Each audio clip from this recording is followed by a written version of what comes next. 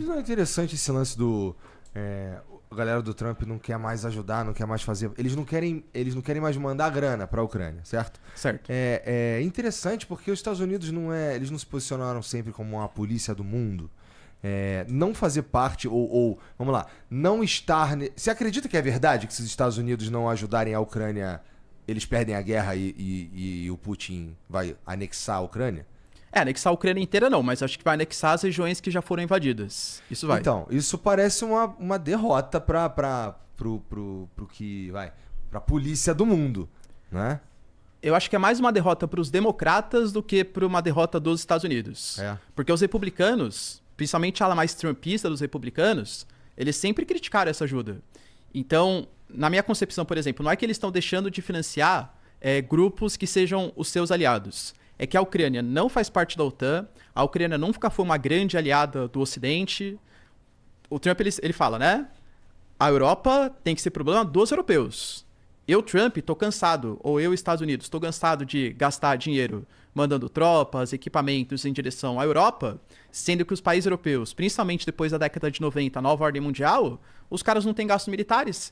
Hoje, ou foi ontem, ele fez um tweet ou um X, né? Enfim, agora a nova rede social aí, colocando que ele, inclusive, cogita pro seu governo agora sair da OTAN. Acho que é muito mais retórica eleitoral, né? Enfim, do que concreto. Mas porque ele fala assim, eu, Estados Unidos, hoje, sou responsável por garantir a segurança da Ucrânia, garantir a segurança da Europa. Aí ele pergunta assim, dentro do princípio da OTAN, caso algum país seja atacado, eu sou obrigado a defender os caras. E se os americanos forem atacados? Aquele país que gasta muito menos com defesa do que deveria gastar pela própria Constituição da OTAN, vai me defender também? Então por que eu sou obrigado a defender os caras? Então ele falou, se a OTAN não passar por uma reforma profunda, a gente corre o risco de sair da organização. Não acho que isso vai acontecer, até porque um efeito colateral da guerra Rússia-Ucrânia foi um fortalecimento da OTAN também. Uma coisa que o Putin não queria. A Finlândia entrou para a OTAN, a Suécia entrou para a OTAN, os países hoje aumentaram os gastos militares. Pô, a Polônia, que tá bem na fronteira ali com a Ucrânia, os caras estão gastando quase 6% do PIB em defesa, porque tem preocupação, claro, com a Rússia. Os países bálticos, Letônia, Lituânia, Estônia... então, assim, o Macron ele falou em 2019 ou 2020 que a OTAN era uma organização em morte cerebral. Hoje ele não pensa mais isso. Então, hoje, a Alemanha vem aumentando o número de recrutamentos, quase obrigando o serviço militar obrigatório. A França também vai aumentar gastos militares. Então, o Putin meio que reviveu a OTAN. Mas acho que é mais uma mensagem, né, do Trump assim, ó, acordem, gastem mais, porque eu não vou ficar garantindo a segurança de ninguém, não. Interessante. E o que ele tá falando e sobre a outra guerra, que é lá no em Israel? Aí é mais complicado, né? Porque assim, o Oriente Médio é muito mais estratégico do que a Ucrânia para os Estados Unidos. Por Oriente Médio tem toda a questão histórica cultural, é o berço das 3 mais tradicionais religiões monoteístas. Ali tem muita rota comercial de gasoduto, oleoduto, fora o petróleo também, né? 2/3 do petróleo tá lá. O Trump ele tem uma retórica muito mais pró-Israel, tanto que alguns ministros mais radicais de Israel, os caras já estão meio que ficando felizes, né? Tem um cara chamado Diz Motrich, que ele é o ministro das Finanças. Ele fala que o objetivo agora de Israel, com o apoio do Trump, vai ser não só a construção de assentamentos na Cisjordânia, mas também assentamentos na faixa de Gaza. O Benjamin Netanyahu também não tinha uma boa relação com o Biden. Não que os americanos deixaram de apoiar Israel, não é isso. Mas o Biden fala, olha, Israel está fazendo ataques que estão pegando não só em posições Hamas, mas também em posições civis. Tem que amenizar um pouco os ataques. Com o Trump, muito possivelmente isso não vai acontecer. O Trump também, no X, né, mais uma vez, ele falou que caso os reféns palestinos, aliás, israelenses, não sejam libertados até o dia 20, que é o dia da eleição, né, o dia que ele vai subir a cadeira de presidente, ele vai provocar um inferno no Oriente Médio. Então, em relação ao Oriente Médio, o Trump ele promete combater todo isso que ele chama de eixo da resistência, né? Que ele se autodenomina o eixo da resistência. Irã, Hezbollah, Hamas, Jihad Islâmica, os Houthis no Iêmen. Então, essa declaração dele aí te deixou com um cagaço? O que tu sente, cara? Tu acha que os caras vão entregar os reféns? Então, possivelmente não, né, Igor? E aí, possivelmente isso vai autorizar Israel a ter medidas mais duras contra a faixa de Gaza e contra a Cisjordânia. Porque eu acho, de fato, que até já partindo, né? Eu considero que o governo Benjamin Netanyahu, ele é muito extremista. O que não quer dizer que eu deixar bem claro que eu defendo o Hamas, né? São coisas bem diferentes, tá? E ter um apoio tão legítimo como o governo Trump e algum dos seus secretários vão dar, isso pode legitimar algumas ações mais graves contra a faixa de Gaza e contra a Cisjordânia. Entendi. Nossa. Então a gente tá... Então ali a gente... Mas ele se importa com o que tá rolando na Síria também? O Trump, eu tô falando. Mais uma vez no X, né? Sempre as informações aí. Ele falou que não é problema dos Estados Unidos. Ele falou assim, os Estados Unidos... Mas tá? Ele fala isso publicamente, mas de verdade é. Ele falou, não é problema dos Estados Unidos. A Síria nunca foi uma aliada dos americanos. E, aliás, até falou, né? Que a Rússia abandonou a Síria e que a Síria só serviu para a Rússia para humilhar o governo Obama. Aproveitar para dar uma crítica para a oposição. Porque na época da Guerra Civil da Síria, cobrava-se muito, né? Que o Obama tivesse uma atitude mais enfática em relação ao crescimento do Estado Islâmico, a própria Guerra Civil para tentar derrubar o Bashar al-Assad. E quem conseguiu vencer a Guerra Civil, pelo menos até agora, né? Agora ferrou tudo, foi a Rússia e o governo Bashar al-Assad. Mas o Trump fala que não vai fazer políticas de intervenção na Síria, que a Síria é problema deles. Olha os democratas como são diferentes. Hoje, a gente teve ataques dos Estados Unidos contra a Síria, atacando várias posições, porque eles alegam que como agora a Síria está praticamente num caos, várias milícias, tem os curdos, tem a antiga frente al-Nusra, uma série de milícias ali dominando, existe a chance desse vácuo de poder, grupos extremistas voltarem a ficar mais poderosos. O medo dos Estados Unidos, segundo eles, é que o ISIS, o Estado Islâmico, se fortaleça de novo. Então, por isso que eles fizeram os ataques ali na Síria. E aí a Europa, nesse jogo, como é que ela tá posicionada, cara? Porque tá acontecendo aqui umas guerras, mais ou menos, né? Os caras estão naquele sentido que você falou, os caras não estão... Eles agora estão prestando atenção para se militarizar e tudo. Como é que estão as coisas lá na Europa? No meio desse jogo. A Europa tá bem rachada, porque assim, durante a Alemanha... A Alemanha e a França são as duas principais potências europeias. Enquanto a Alemanha tinha a Angela Merkel, independente, críticas, pontos positivos, ela era vista com muito respeito pela comunidade internacional e pelos membros internos da Alemanha mesmo. Ela era apelidada de mãezinha da Alemanha, inclusive, né? Até com o Putin mesmo. A Angela Merkel, ela é do leste da Alemanha, região de orientação socialista, né, durante a Guerra Fria. Então ela até tinha uma boa interlocução com o Putin. Hoje o Olaf Scholz, que é o primeiro-ministro da Alemanha, o cara tá com 19% de popularidade. É muito pouco isso, né? Pouquíssimo. Como é que ele ainda tá lá, né? Até teve uma antecipação do processo eleitoral, que vai acontecer agora em fevereiro. E muito possivelmente o SPD, que é o partido da Alemanha, não vai conseguir não vai conseguir continuar na cadeira de primeiro-ministro, né? Outro país que poderia ser uma liderança é a França. Mas a França hoje tem o Macron. O Macron é outro cara também que tá com baixíssima popularidade. O primeiro-ministro que ele acabou de indicar para ser o primeiro-ministro da França, ele foi tirado, o Michael Barnier, acusado também de... A França hoje está rachada em uma direita ultranacionalista, uma esquerda e uma centro-direita, que é a centro-direita do Macron.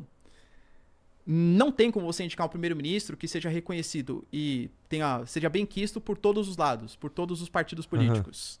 Então Macron também atravessa uma crise de representatividade. Ou seja, quem é a liderança hoje europeia? Não tem. Não tem. Alemanha e França, que sempre tiveram esse papel hoje, estão muito frágeis. Não tem ninguém surgindo, não? Não tem... Então, eu diria que a Giorgia Meloni, que é a Itália... A Giorgia Meloni, ela é uma moça de bem direita, assim, na Itália, né? E a Itália, ela vem atravessando um momento de crise econômica.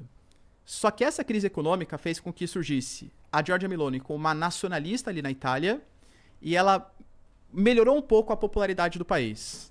Ela talvez consiga se portar como uma liderança, mas o problema é que a Itália teve um decréscimo tão grande economicamente nos últimos anos, que por mais que ela politicamente tenha um certo engajamento com a população local, eu ainda não consigo ver ela como uma grande líder para o continente.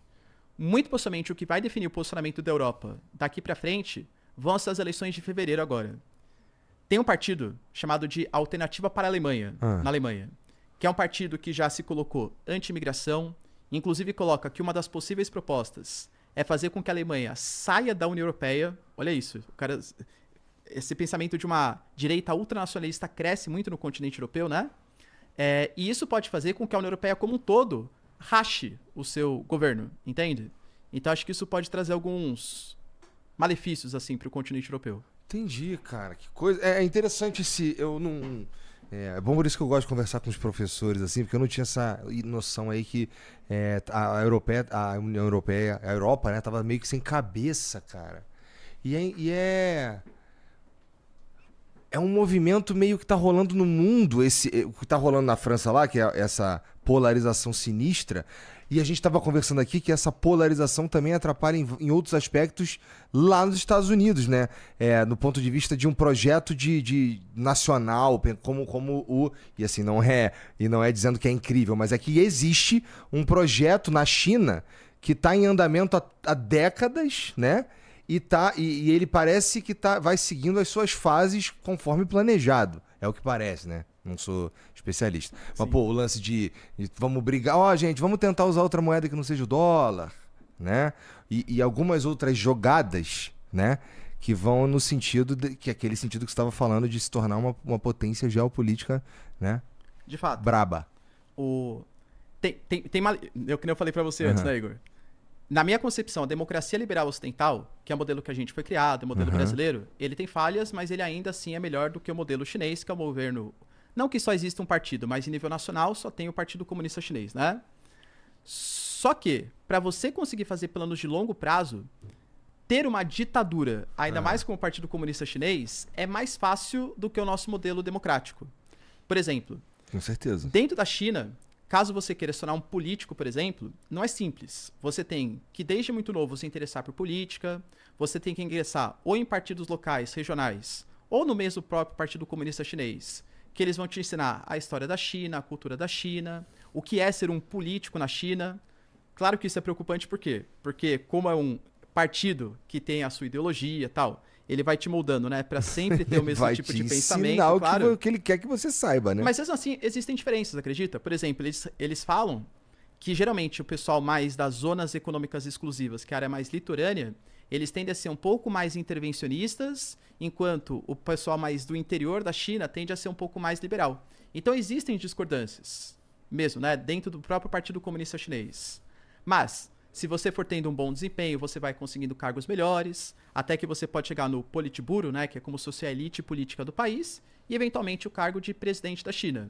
Mas o Xi Jinping, por exemplo, que hoje é o presidente da China, ele teve que passar por uma série de experiências em administrações menores, regionalmente ali com influências menos importantes, até chegar no cargo de presidente do país. E a gente estava falando também que a galera lá, em geral... Tipo, não tem tem uma aprovação de como as coisas funcionam, né? Você estava falando que o poder de compra do chinês ele é maior que o do brasileiro. Com certeza. Né? E aí eu te pedi para parar de falar na hora que eu te perguntei sobre... E no interior, cara, os caras passam muito sufoco lá, os caras estão... Lá é miserável ou não? Aí tu ia falar, não, na China tem alguns povos, né? Sim. Calma, segura. Então, Igor, a China depende, né? Depende de qual parte da China aí. Por exemplo, tem um povo na China, que é o povo uigur. Eles são islâmicos que vivem no noroeste do país. É um movimento separatista. E eles têm, inclusive, né, o que a China chama dos campos de reeducação dos movimentos separatistas locais. Por quê? A China tem como base constitucional, assim como vários países, que é proibido você ter movimento separatista interno. E, aliás, é uma coisa legítima, né? E os uigures são um movimento separatista. Então, quando o cara é preso na China, geralmente, dos uigures, né, desses movimentos separatistas, geralmente ele vai para esse campo de reeducação. Ele vai para essa área de reeducação para conseguir entender o que é o Mao Tse-tung, o que é o Partido Comunista Chinês. Ele aprende na porrada? Então, essas são as denúncias, né? O Ocidente fala que é um campo de concentração que ali está acontecendo. E convenhamos, Igor, é muito difícil a gente saber porque as informações são muito fechadas, né? Mas o que é uma certa hipocrisia, por exemplo... é os Estados Unidos criticarem isso. Porque os Estados Unidos têm a base de Guantánamo, ali em Cuba, que ali realmente é como se fosse um campo de concentração que presos políticos vão porque estão discordando do Estado chinês, do Estado americano, entende?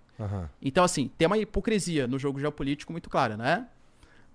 Os tibetanos também são perseguidos pelos chineses, né? Também é um movimento separatista. Tem algumas nuances geopolíticas, foram influenciados, financiados pelos Estados Unidos... Mas, realmente, assim, então, a parte interior da China, com os islâmicos e com os tibetanos, não tem toda essa qualidade de vida, porque são os movimentos separatistas locais. Agora, quando você pega as províncias mais a leste, as partes mais litorâneas, a qualidade de vida já é superior à qualidade de vida do Brasil. O poder de compra é superior ao poder de compra do brasileiro. Aquela China que a gente tem, sabe, uma China de mão de obra escrava, reprodutora de bugiganga, pô, isso não existe mais. Isso é uma China que talvez tenha ficado na década de 80, década de 90. Nossa, até é difícil de acreditar nisso daí, cara, que loucura. Sim. Pô, você pega, por exemplo, hoje as marcas chinesas. Elas estão a China hoje é a principal referência no setor de comunicação mundial. Você pega a rede 5G, por exemplo, a Huawei é muito mais avançada que as outras empresas. A China promete lançar até 2026 ou 2027 a rede 6G já de comunicação. A China hoje tem marcas como a Lenovo, a Huawei, a Xiaomi, os carros elétricos, por exemplo, né? A BYD aí dando lavada em outros carros. Talvez não em qualidade, mas pelo menos assim, em custo-benefício, entende? Tanto que, aliás, olha que ponto interessante, né? O Elon Musk, ele foi indicado para ser um secretário do Estado americano do governo Trump. E o governo Trump já prometeu que uma das coisas que ele vai fazer é sobretaxar os chineses de 60% até 200% em alguns produtos, inclusive em carros elétricos. E aí falam que isso pode gerar um certo conflito de interesses, né? Porque se os carros chineses, sim, né? Se os carros chineses estão sendo sobretaxados por na casa de 100%, 200%, isso beneficia muito a Tesla, que é do Elon Musk. E você que tá assistindo esse vídeo aqui no Talk Flow, dá pra você virar membro, cara, do Flow agora. É um botãozinho do lado do botão de se inscrever. A gente faz um programa semanal só pros membros. Olha! Então fique esperto aí. Se quiser virar membro, tá bem aqui do lado, é mó merreca, custa menos de R$8, irmão.